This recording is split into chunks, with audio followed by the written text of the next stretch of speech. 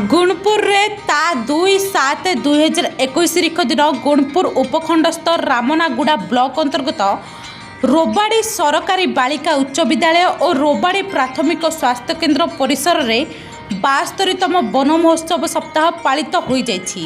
एही कार्यक्रमर मान्यवर अनुसूचित जाति और जनजाति उन्नयन एवं पछुआ वर्ग कल्याण मंत्री श्रीजुक्त जगन्नाथ सरकार मुख्य अतिथि भाव जोगदे वृक्षरोपण एवं परिवेश सुरक्षा प्रति समस्त जत्नवान हेबा आवश्यक बोली मत प्रकाश करथिले। गुणपुर बनखंड द्वारा आयोजित एही कार्यक्रम में मान्यवर मंत्री उपस्थित रही विद्यालय परिसर और चिकित्सालय परिसर में विभिन्न प्रकार वृक्षरोपण करथिले।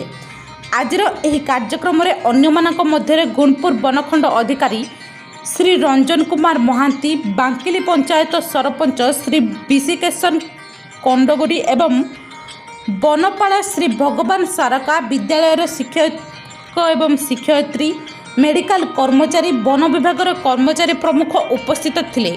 गुणपुर विभू प्रसाद रिपोर्ट, TV9 उत्कल।